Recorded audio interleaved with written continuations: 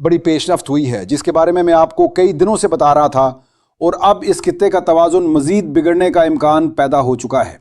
ऐसी कई तब्दीलियाँ सामने आ रही हैं जिनकी पहले तवक्को नहीं की जा रही थी, और ये सूरत हाल इंतहाई ख़तरनाक भी साबित हो सकती है।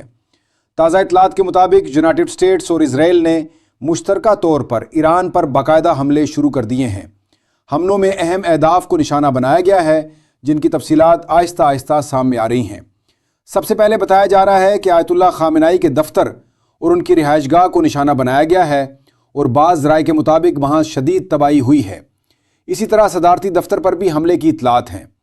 ये हमले ईरान के मुख्तलिफ शहरों में किए गए हैं, जिनमें करमनशाह, कोम, इस्फहान, तबरीज़, कराज और कुनारक के इलाकों में फ़ौजी और हसास तनसीबात को निशाना बनाया गया है। अमरीकी और इसराइली अफवाज की जानिब से मुबैना तौर पर पासदारान इनकलाब के ठिकानों पर भी बमबारी की गई है। खत इलाके के एक छोटे शहर कमियारन से सामने आने वाली वीडियोज़ में एक फ़ौजी अड्डे पर हमले के मनाजिर दिखाए गए हैं। इसी तरह तेहरान के मुख्तलिफ इलाकों से भी धमाकों और बमबारी की इत्तलात मिल रही हैं। ताहम ज़मीनी सतह पर तफसीलात अभी मुकम्मल तौर पर वाज़े नहीं हो सकी। साबिक ईरानी सदर महमूद अहमदीनेजाद की रिहाइशगाह को भी हमले का निशाना बनाया गया है, लेकिन अभी तक ये तस्दीक नहीं हो सकी कि किसी अहम शख्सियत को नुकसान पहुँचा है या नहीं। दूसरी जानिब हरमुज़गान में एक तालिबात के स्कूल पर हमले की इत्तलात सामने आई हैं, जिसके नतीजे में इब्तदाई रिपोर्ट्स के मुताबिक 80 से ज़ायद अफराद के जानी नुकसान का ख़दशा ज़ाहिर किया जा रहा है, और ज़्यादातर मुतासरीन तालिबात बताई जा रही हैं। मजमूई तौर पर मुख्तलिफ इलाकों में हलाकतों की तादाद इब्तदाई अंदाज़ों के मुताबिक 100 से भी तजावुज़ कर चुकी है। ताहम सरकारी सतह पर अभी हतमी आदाद-ओ-शुमार जारी नहीं हुए। इस दौरान डोनाल्ड ट्रंप ने एक बयान जारी करते हुए ईरानी शहरियों को हिदायत की कि वो अपने घरों में रहें, क्योंकि बाहर निकलना ख़तरनाक हो सकता है और फ़ज़ाई हमलों का सिलसिला जारी रह सकता है। इनके मुताबिक ऑपरेशन मुकम्मल होने के बाद ईरान अपनी हुकूमत का निज़ाम खुद संभाल सकता है।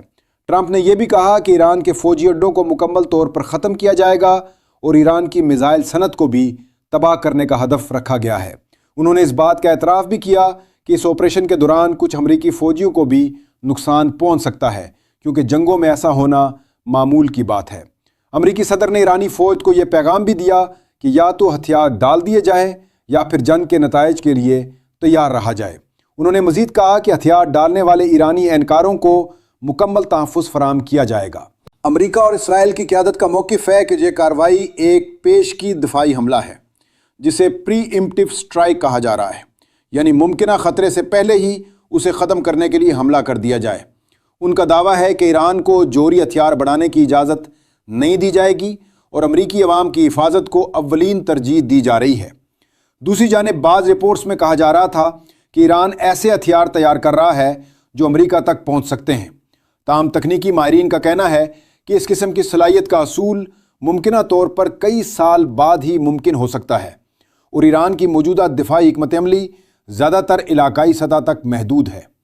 इसराइली वज़ीर दिफा ने भी बयान देते हुए कहा कि और इसराइल ने मुश्तरका तौर पर ईरान पर कार्रवाई शुरू कर दी है और तेहरान के मुख्तलिफ इलाकों में मिसाइल हमले किए गए हैं। उनके मुताबिक इस कार्रवाई का मकसद ईरान के मौजूदा निज़ाम को कमज़ोर करना या मुमकिना तौर पर वहाँ सियासी तब्दीली लाना भी हो सकता है। ईरान ने भी फ़ौजी तौर पर जवाबी कार्रवाई करते हुए अमरीकी फ़ौजी अड्डों को निशाना बनाया। ये अड्डे इन ममालिक में मौजूद हैं जो खित्ते में अमरीकी फ़ौजी मौजूदगी की इजाज़त देते हैं। रिपोर्ट के मुताबिक हमले Bahrain, क़तर, United Arab Emirates, Kuwait, Saudi Arabia और जॉर्डन में मौजूद अमरीकी फ़ौजी अड्डों पर किए गए। मकामी ज़राए के मुताबिक इन इलाकों में धमाकों की आवाज़ें सुनी गईं और मिसाइल गिरने की इत्तलात सामने आईं। ताहम ईरानी हुकाम ने कहा कि इन्होंने किसी शहरी इलाके को निशाना नहीं बनाया, बल्कि सिर्फ फ़ौजी अहदाफ को टारगेट किया गया। इस मामले पर तनकीद भी सामने आई है कि हमलों से मुसलमान ममालिक की खुद मुख्तारी मुतासर हो सकती है। लेकिन दूसरी तरफ ये भी कहा जा रहा है कि चूँकि इन्हीं अड्डों से ईरान पर हमले किए जा रहे थे, इसलिए जवाबी कार्रवाई की गई। कुछ वीडियोज़ में खलेजी इलाकों में अमरीकी अड्डों पर हमलों के बाद मकामी लोगों के रद्दमल भी दिखाए गए हैं। बाज़ अफराद को खौफजदा होकर भागते हुए देखा गया, जबकि कुछ मनाज़र में लोगों को खुशी का इज़हार करते भी देखा गया, क्योंकि उनके नज़दीक इन ममालिक में अमरीकी फ़ौजी मौजूदगी मुतनाज़ समझी जाती है। ईरान ने अपने इस फ़ौजी ऑपरेशन को फ़तेह खैबर का नाम दिया है। तारीख़ी हवाले से यह नाम 7वें सदी ईस्वी के वाक़े से लिया गया है, जब खैबर का किला फ़तह हुआ था और उस वक्त की एक ताकतवर क़ुव्वत को शिकस्त दी गई थी। اسی نسبت سے اس آپریشن کو علامتی طور پر یہ نام دیا گیا ہے۔ رپورٹس کے مطابق ایران نے اسرائیل کے مختلف شہروں اور علاقوں پر کئی مرحلوں میں میزائل حملے کیے ہیں اور لڑائی ابھی مکمل طور پر ختم نہیں ہوئی۔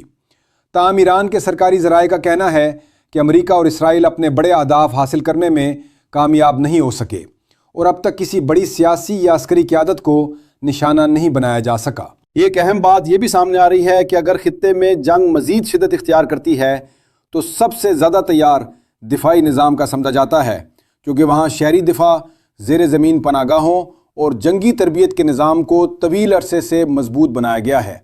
اس کے مقابلے میں خطے کے کئی مسلم ممالک میں اسی سطح کی جنگی تیاری موجود نہیں۔ اب سوال یہ ہے کہ صورتحال میں کہاں کھڑا ہوگا؟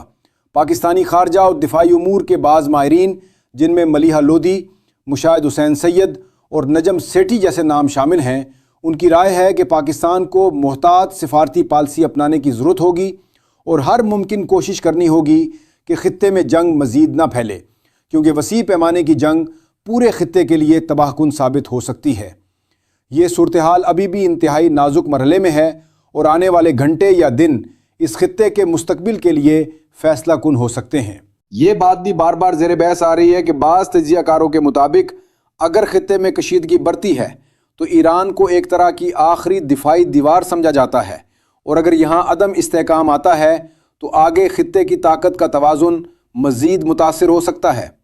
کئی دہائیوں سے یہ نظریہ گردش کر رہا ہے کہ تنازعات کا سلسلہ مرحلہ وار آگے بڑھ سکتا ہے، تاہم یہ صرف تجزیاتی آراء ہے اور اس کی کوئی حتمی تصدیق موجود نہیں۔ اس وقت صورتحال یہ ہے کہ پاکستان کی پالیسی کو مکمل طور پر واضح اور دو ٹوک انداز میں سامنے نہیں لایا گیا۔ کچھ مبصرین کا کہنا ہے کہ پاکستان کا جھکاؤ زیادہ تر عالمی طاقتوں کے ساتھ سفارتی توازن برقرار رکھنے کی طرف دکھائی دیتا ہے، خاص طور پر امریکہ کے ساتھ تعلقات کو بھی اہم سمجھا جاتا ہے، جبکہ خطے کی جنگ کے حوالے سے کھل کر کسی فریق کی حمایت یا مخالفت کا واضح اعلان نہیں کیا گیا۔ خیال رہے کہ حالیہ عرصے میں امن کے ایک بین الاقوامی فورم میں پاکستان کی جانب سے امریکی قیادت کو امن کے لیے کردار ادا کرنے کی سفارش بھی کی گئی تھی اور بعض حلقوں میں اسے متنازع قرار دیا گیا۔ حکومتی سطح پر اسرائیلی کارروائیوں کی مذمت ضرور کی گئی، لیکن امریکہ کے حوالے سے بیان نسبتاً محتاط اور نرم انداز میں سامنے آیا، جس کی وجہ سفارتی توازن برقرار رکھنے کی کوشش بتائی جاتی ہے۔ اب تک سرکاری سطح پر اس جنگ کے بارے میں کوئی مضبوط اور واضح موقف جاری نہیں کیا گیا، اور اگر مستقبل میں بیان آتا بھی ہے تو امکان ہے کہ وہ سفارتی زبان میں ہوگا تاکہ براہ راست کسی بڑے عالمی بلاک سے ٹکراؤ سے بچا جا سکے۔ ماہرین کا کہنا ہے کہ اگر خطہ جنگ کی لپیٹ میں آتا ہے تو عالمی معیشت پر بھی شدید اثرات پڑ سکتے ہیں، خاص طور پر توانائی کے شعبے میں بحران پیدا ہو سکتا ہے اور خام تیل کی قیمتیں تیزی سے اوپر جا سکتی ہیں، جس سے ترقی پذیر ممالک زیادہ متاثر ہوں گے۔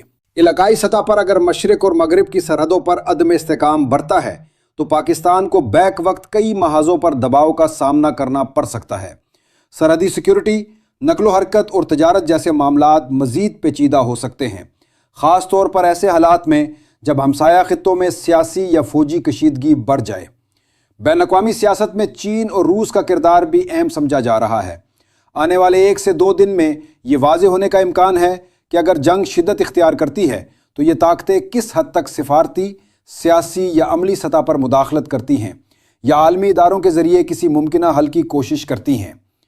یورپی ممالک کا عمومی رجحان اس تنازع میں محتاط مگر تنقیدی موقف کی طرف ہو سکتا ہے، اور اندازہ لگایا جا رہا ہے کہ یورپی اتحاد ممکنہ طور پر خطے میں فوجی مداخلت کے بجائے سفارتی حل کی حمایت کرے گا۔